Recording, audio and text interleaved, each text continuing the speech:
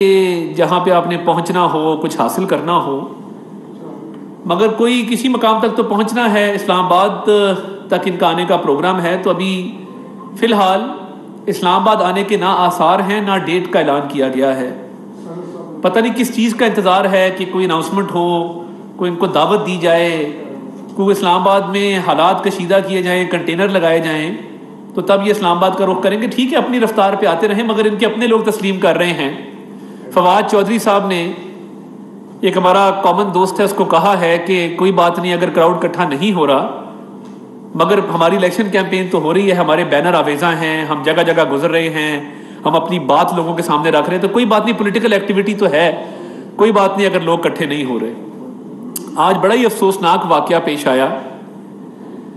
14 سال کا ایک لڑکا، کنٹینر سے اس کی ٹکر ہوئی اس قافلے میں، اور موقع پر جاں بحق ہوا۔ یہ ہمارے حلقے راہ والی کا رہائشی تھا، اور جب سے یہ مارچ شروع ہوا ہے، لواحقین نے ابھی سڑک بلاک کر کے احتجاج بھی کیا ہے، تو میں سمجھتا ہوں یہ افسوسناک ہے کہ یہ خونی مارچ کا پہلے دن کہا گیا تھا، دن بدن یہ بات سچ ثابت ہو رہی ہے کہ یہ واقعی ایک خونی مارچ ہے۔ میں محترمہ صدف نعیم صاحبہ کی شہادت کو بالکل کوئی سیاسی رنگ نہیں دینا چاہتا۔ ہمارا انہوں نے تقریباً 10-12 سال سے ہم دیکھ رہے تھے جس طرح وہ پنجاب اسمبلی کو کور کر رہی تھیں، ہمارا ان سے بہت رابطہ بھی رہتا تھا، مگر دیکھیے یہ لانگ مارچ جب نکلا ہے تو اس کی سیکیورٹی، کنٹینر کے ارد گرد کے معاملات، اس کی رفتار اور کسی بھی ایسے واقعے سے بچاؤ، یہ کس کے ذمے ہے؟ کوئی تو ذمہ دار ہوگا جس کو انچارج بنایا گیا ہوگا کہ جی ہم اپنے سیاسی مقصد کے لیے نکلے ہیں، تو کوئی ایسا واقعہ پیش نہ آئے، اس کے لیے کوئی احتیاطی تدابیر اپنائی گئی ہوں گی، اس کے لیے کوئی بریفنگ دی گئی ہوگی۔ یہ دن بدن واقعات میں جو اضافہ ہو رہا ہے، اور فیصل واڈا صاحب کی بات سچ ثابت ہو رہی ہے، تو یہ میں سمجھنے سے قاصر ہوں۔ آپ یہ دیکھ سکتے ہیں اپنی اسکرین پہ کہ یہ راہ والی میں اس بچے کے لواحقین نے سڑک بلاک کر کے احتجاج کیا ہے، اور اس بچے کا خون کس کے ہاتھ پہ ہم تلاش کریں؟ یعنی آپ جہاں سے گزرتے ہیں کوئی نہ کوئی ایسا واقعہ ہو جاتا ہے، اور اتنی بے حسی ہے کہ آپ اس کے تدارک کے لیے ابھی تک کوئی ارینجمنٹ نہیں کر پائے۔ تو یہ پہلے دن سے خونی مارچ تھا، یہ خونی مارچ ہے، اور اس میں انسانی جان کی کوئی قدر نہیں ہے، انسانی جان کی کوئی پرواہ نہیں ہے، اور یہ اب ٹرینڈ بن گیا ہے کہ ادھر انسانی جان ضائع ہو، ادھر بڑا سا چیک لے کے آپ ان کے گھر پہنچ جائیں۔ یہ بھی امر افسوسناک ہے۔ کیا اس چیک سے وہ انسان واپس آ سکتا ہے؟ کیا جو فائنینشیل کمپنسیشن چاہے وہ سرکار دے، چاہے وہ کوئی پولیٹیکل پارٹی دے، کیا اس سے اس نقصان کا ازالہ ہو سکتا ہے جو آپ نے کاز کیا؟ نہیں ہو سکتا۔ تو یہ آئے دن جو واقعات ہو رہے ہیں، یہ کس کی ذمہ داری ہے؟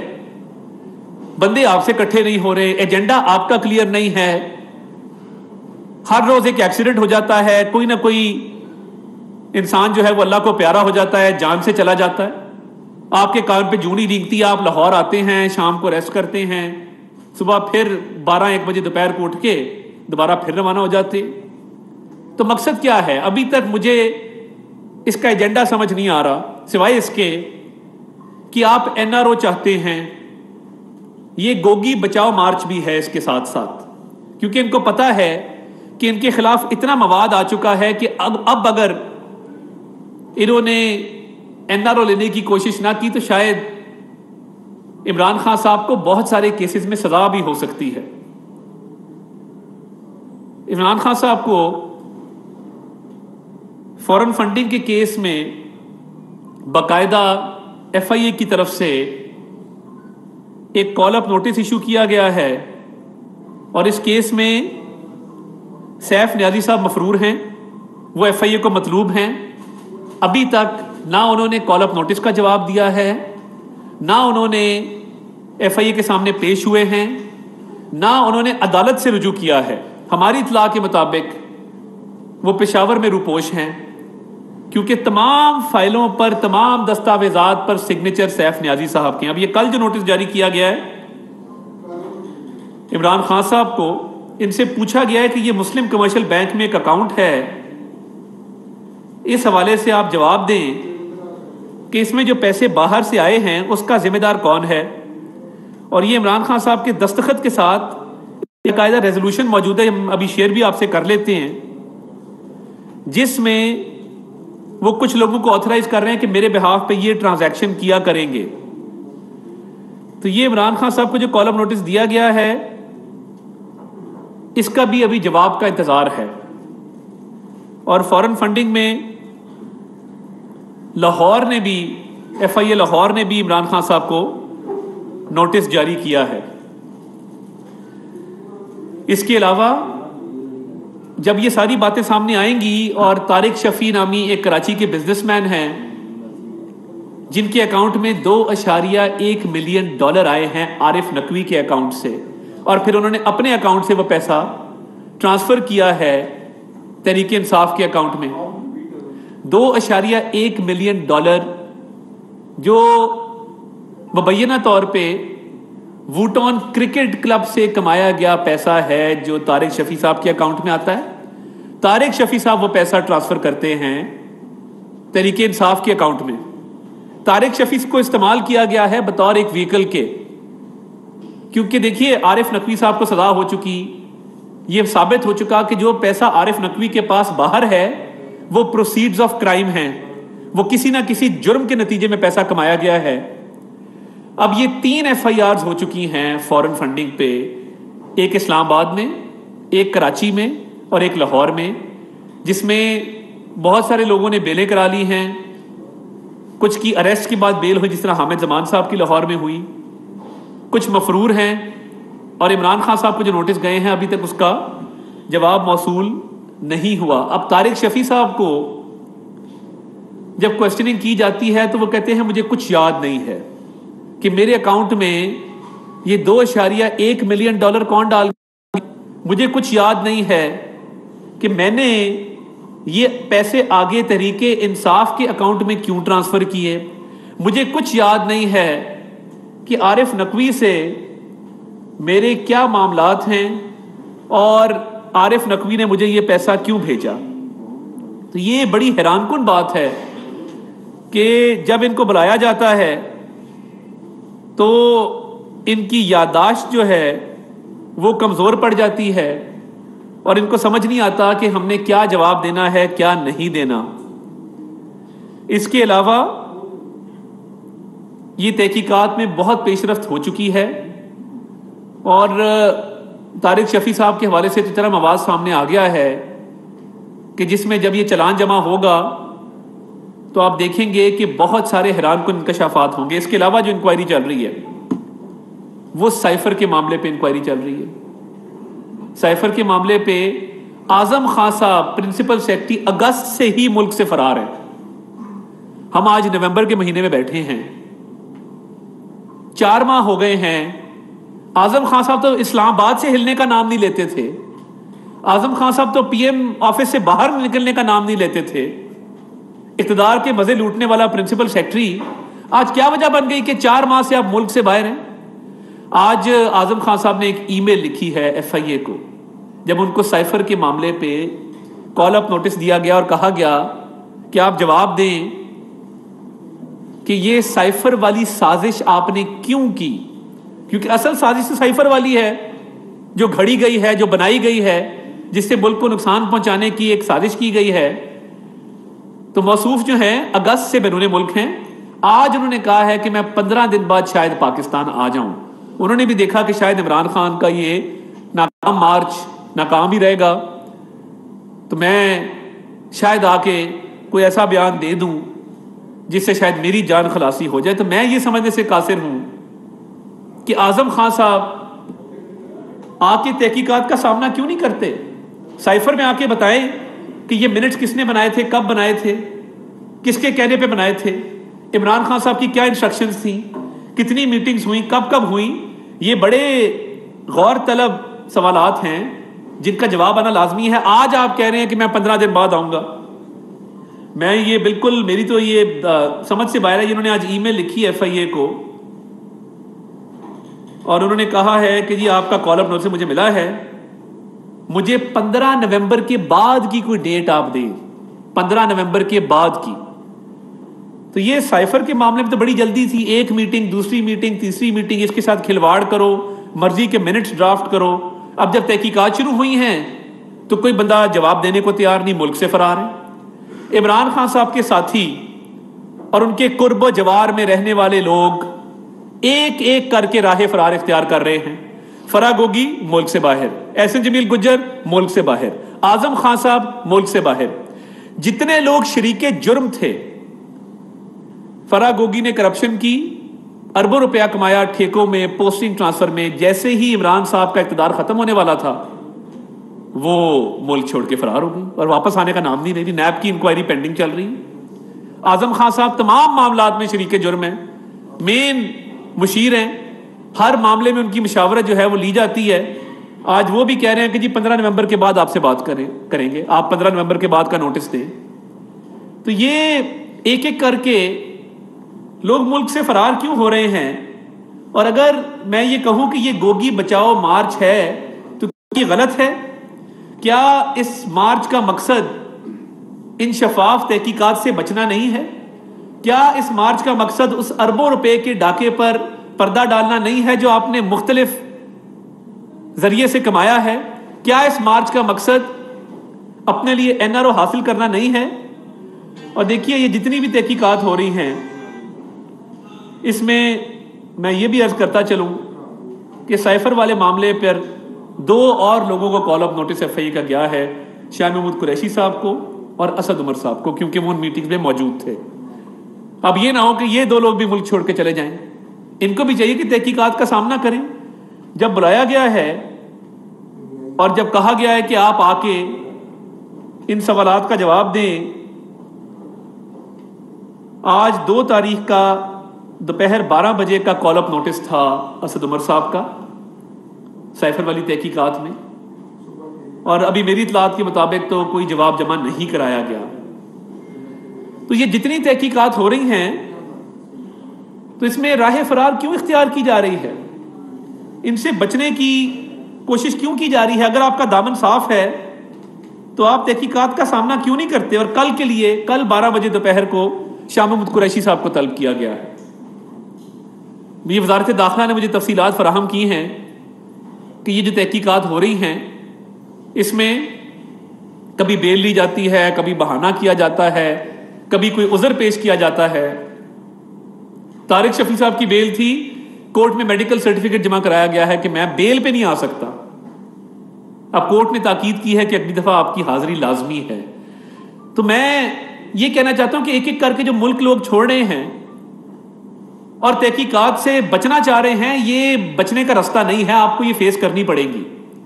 وہ جواب دینا ہوگا. وہ سائفر کی تحقیقات ہوں جس میں سازش گھڑی گئی، وہ فورن فنڈنگ کی تحقیقات ہوں جس میں ملینز آف ڈالرز عارف نقوی نے بھیجے اور وہ پرائیویٹ اکاؤنٹوں میں آئے، وہ مختلف لوگوں نے اپنے ذاتی استعمال میں لائے. کچھ ایسی بھی اس میں حیران کن چیزیں ہیں کہ تحریک انصاف کے رہنما اس پیسے کو اپنی ذاتی استعمال میں بھی لائے ہیں. اس پہ بھی تفتیش بھی ہو رہی ہے، تحقیقات بھی ہو رہی ہیں. اب بیانیہ تو ایک ہی ہے کہ گوگی کو بچاؤ اور چوری کو چھپاؤ. اس کے علاوہ اس لانگ مارچ کا مجھے دوسرا مقصد نہ سمجھ آیا ہے نہ نظر آیا ہے، اور سارا فوکس ایک بات پہ ہے کہ ہم ان تحقیقات سے بچ جائیں، ہم اس تفتیش سے بچ جائیں اور کسی طریقے سے ہمیں کوئی NRO مل جائے اور ہماری جان خلاصی ہو جائے. یہ ہونا نہیں ہے. ان سارے سوالات کے جواب دینے ہوں گے. اور آپ دیکھیں کہ کتنے دکھ اور افسوس کا مقام ہے کہ انڈین فوج کا ایک ریٹائرڈ میجر گورو آریہ، جو ان کے ایکس سروس مین کا سپوکس مین سمجھا جاتا ہے، وہ کل ٹویٹ کرتا ہے کہ دل کھول کے عمران خان صاحب کو عطیات دیں. عمران خان کو عطیہ دینے کا مطلب ہے کہ آپ انڈیا کی خدمت کر رہے ہیں. یہ الزام ہم نہیں لگا رہے، یہ الزام کوئی ادارہ نہیں لگا رہا، یہ الزام پاکستان کا میڈیا نہیں لگا رہا، یہ عدلیہ نہیں کہہ رہی. انڈین ایکس سروس مین میجر گورو آریہ یہ ٹویٹ کر رہا ہے کہ جتنا پیسہ عمران خان کو دیں گے، جتنا کامیاب اس کا لانگ مارچ ہوگا، اتنا بھارت کا فائدہ ہے. یہ کسی اور کے خلاف اس طرح کی بات آئی ہوتی, کسی اور پر انڈیا نے یہ ٹویٹ کی ہوتی, تو عمران خان صاحب نے اس ملک میں آگ لگا دی ہوتی اب تک. تو اب سمجھ آتی ہے کہ فارن فنڈنگ میں جب رومیتا شیٹی نامی خاتون آپ کو فنڈنگ کرتی ہے, بھارتی نژاد امریکی آپ کے اکاؤنٹ میں پیسے بھیجتی ہے, تو وہ کیوں بھیجتی تھی. اب سمجھ آتی ہے کہ جب بیری سی شنیپس نامی ایک یہودی امریکن آپ کے اکاؤنٹ میں پیسے بھیجتا ہے تو وہ کیوں بھیجتا ہے اور اس کا کیا مقصد ہے. اس کا مقصد یہ تھا کہ پاکستان کی جڑوں کو کھوکھلا کرنا, پاکستان کی سالمیت پہ حملے کرنا, جو آپ کر رہے ہیں, جو آپ کنٹینر پہ چڑھ کے وہ کام کریں جو پاکستان کی تاریخ میں نہیں ہوا. اداروں پر حملے ہیں, اداروں کے سینئر افسران پر حملے ہیں, اور انڈیا میں شادیانے بجائے جا رہے ہیں. جشن کا سما ہے کہ ان کے لوگ اس بات کو سیلیبریٹ کرتے ہوئے انڈین اینکرز آپ کو اپنی پسندیدہ شخصیت قرار دے رہے ہیں کہ ہمارے تو فیورٹ ہو گئے عمران خان صاحب. تو یہ جو میجر گورو آریہ کی سٹیٹمنٹ ہے, کیا ایک بھی پی ٹی آئی کے رہنما نے اس کی مذمت کی ہے؟ کیا کنٹینر پہ چڑھ کے آپ نے کہا ہے کہ لعنت ہو میجر گورو آریہ پر, جو انڈین فوج کا سپوکس پرسن بنا ہوا ہے, ان کی ایکس سروس مین کا سپوکس پرسن ہے؟ آپ میں اتنی جرت نہیں ہے. آپ اپنے D G I S I کے خلاف بات کرتے ہیں, اپنے سپاہی سالار کے خلاف بات کرتے ہیں, مگر آپ میں جرت نہیں ہوئی کہ میجر گورو آریہ کو آپ کنڈیم کرتے. یہ کس طرح کی سیاست ہے؟ یہ کس طرح کی پولیٹیکل پارٹی اور یہ کس طرح کا لانگ مارچ ہے کہ جس کے اوپر چڑھ کے D G I S I اور سپاہی سالار کے خلاف تو بات ہو سکتی ہے, مگر میجر گورو آریہ کو کنڈیم نہیں کیا جا سکتا. میجر گورو آریہ کو نہیں کہا جا سکتا کہ تم نے غلط کہا ہے, ادارے ہیں, فوج ہے تو ہم ہیں, ادارے ہیں, فوج ہے تو پاکستان ہے. اس میں کیا امر مانے تھا؟ یہ کل سے ٹویٹ چل رہی ہے, آپ میں ہمت نہیں ہوئی کہ آپ اس کو کنڈیم کریں, کیونکہ آپ ملے ہوئے ہیں, کیونکہ آپ اس پذیرائی سے لطف اندوز ہو رہے ہیں. آپ کا ایجنڈا ہی یہ ہے کہ کیونکہ میں اقتدار میں نہیں رہا تو پھر ملک کا بھی اگر نقصان ہوتا ہے تو ہو, مجھے گوگی کو بچانا ہے, مجھے اپنی چوری پر پردہ ڈالنا ہے, اور مجھے بائی ہک اور کروک اقتدار میں واپس آنا ہے. اس کے علاوہ آپ کا کوئی ایجنڈا نہیں ہے. انڈیا جشن منائے, انڈیا ہمارے خلاف بات کرے, انڈیا آپ کی پذیرائی کرے, آپ کو اس سے خوشی ہو رہی ہے کہ میں نے اتنا بڑا کارنامہ کیا. اور یہ جو فارن فنڈنگ آپ انڈیا سے, امریکہ سے لیتے رہے ہیں, اسرائیل سے لیتے رہے ہیں, اب تحقیقات ہو رہی ہیں تو آپ جواب نہیں دیتے. آپ کے لوگ کبھی بیل لے لیتے ہیں, کبھی کہتے ہیں بیمار ہیں, ہم پیشیوں پہ نہیں آ سکتے. پرنسپل سیکرٹری آپ کا فرار ہو گیا ہے, فرا گوگی ملک سے باہر بیٹھی ہے, اور دوسروں کو چور کہنے کی ہمت پتہ نہیں کہاں سے پیدا ہوتی ہے کہ آپ کنٹینر پہ چڑھ کے دوسروں پہ الزامات لگاتے ہیں.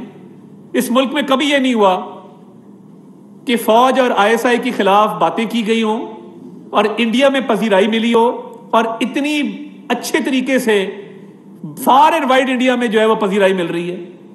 اتنے مطلب ان کے جو ٹاپ کے اینکرز ہیں, ٹاپ کے جرنلسٹ ہیں, وہ پذیرائی دے رہے ہیں. ان کے ریٹائرڈ فوجی جو ہیں وہ آپ کی تعریف کر رہے ہیں, مگر آپ اس کو کنڈیم کرنے کو تیار نہیں ہیں. یہ آپ کی انا پرستی ہے, یہ آپ کی میں ہے جس سے آپ باہر نہیں نکلتے. تو جو 4 سال میں آپ نے یہاں پہ کھلواڑ کیا اس ملک کے ساتھ, اس سے بڑی چوری تو تاریخ میں کبھی نہیں ہوئی. آپ کے توشہ خانہ کے تحائف وہ اربوں روپے کے اندر ہیں. گھڑی بیچ دو, پینٹنگ بیچ دو, جو چیز ملے بیچ دو, اور یہ کبھی ایسا نہیں ہوا. آپ تو لگتا ہے کوئی او ایل ایکس کی آپ چلتے پھرتے اشتہار ہیں بیچ دے. میں یہ سمجھنے سے قاصر ہوں کہ آپ ایک گھڑی لیتے ہیں, آپ کو تحفہ ملتی ہے, وہ گھڑی آپ باقاعدہ مارکیٹ میں اس کو بیچتے ہیں, اس سے جو پیسہ آتا ہے اس کا 20% جمع کراتے ہیں آپ توشہ خانہ میں.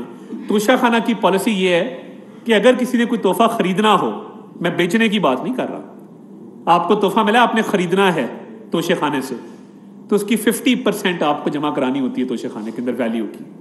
آپ نے تو 20% کرائی ہے اور وہ بھی کسی بزنس مین کے ذریعے کرائی ہے. بڑے بڑے انکشافات ہو رہے ہیں.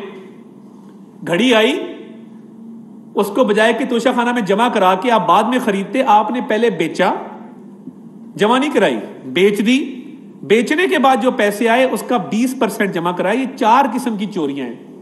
پہلے گھڑی کو جمع نہ کرانا, اس کے بعد گھڑی کو بیچ دینا, اس کے بعد گھڑی بیچنے کے بعد جو پیسے آئے اس کا 20% جمع کرا دینا. بہت سارے تحائف ہیں جو ڈکلیئرڈ ہی نہیں ہیں. بہت ساری ایسی چیزیں ہیں جو آپ گھر لے گئے ہیں. ایک دورہ ایسا ہے, فواد چودھری کو بھی گفٹ مل رہا ہے, فارن سیکرٹری کو بھی گفٹ مل رہا ہے, ہیڈ آف ڈیلیگیشن وزیر اعظم پاکستان عمران خان کو کوئی گفٹ نہیں مل رہا. باقاعدہ لکھا ہوا ہے, فہرست بنی ہوئی ہے.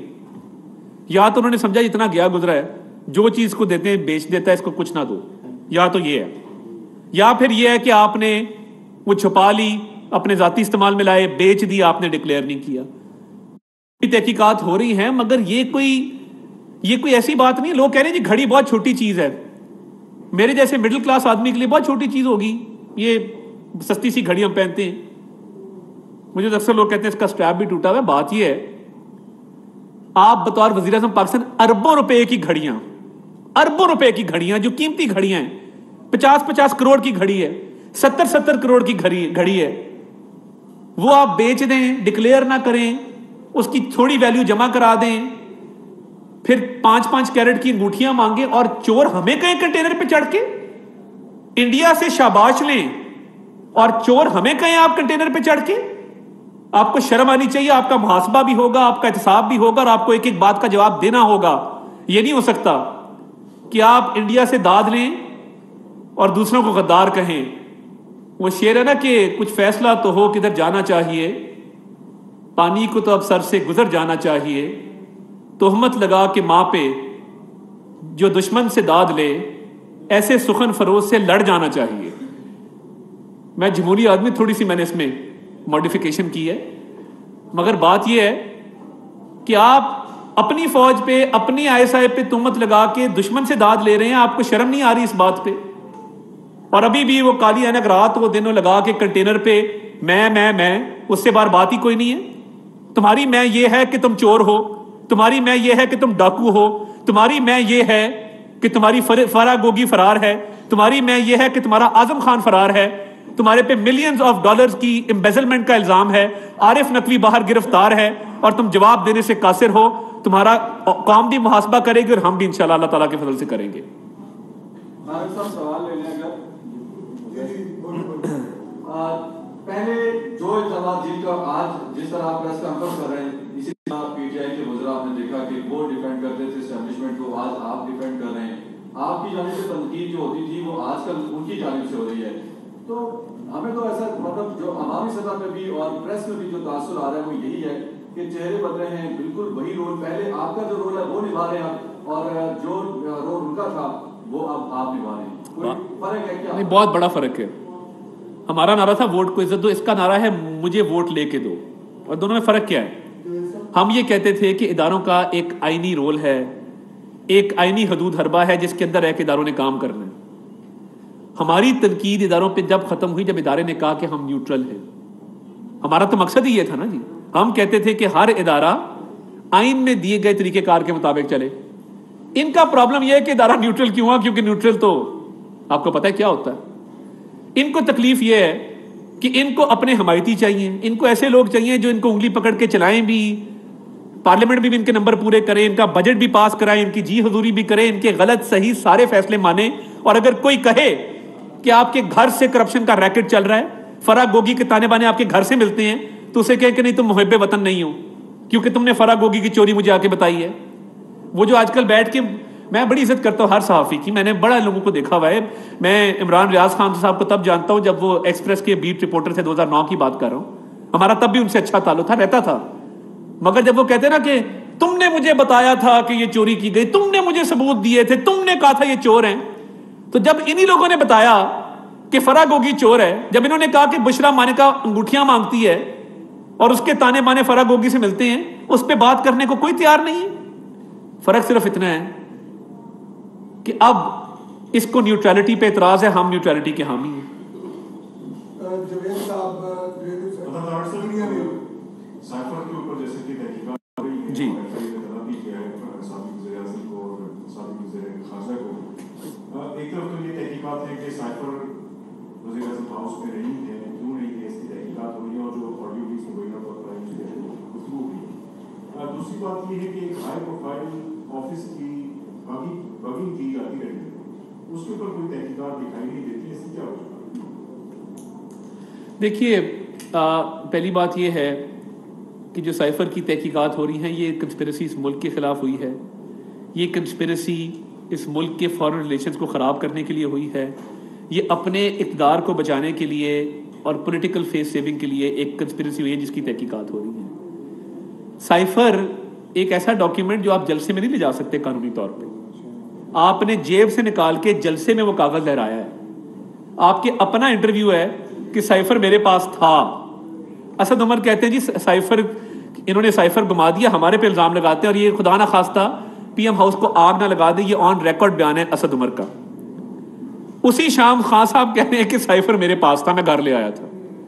اب مجھے نہیں پتا کہ جلسے میں جاتے ہوئے کہیں کالی اینک رات کو جو بندہ پہنے وہ کاغذ گرا بھی سکتا ہے. دیکھیں میں یہ بات نہیں کرتا کہ خدا نہ خواستہ اللہ ان کو اچھی بینائی دے, مگر جو شخص رات کو کالی اینک پہن کے ادھر ادھر منڈلاتا پھرے تو وہ سائفر کہیں گما بھی سکتا ہے, گرا بھی سکتا ہے.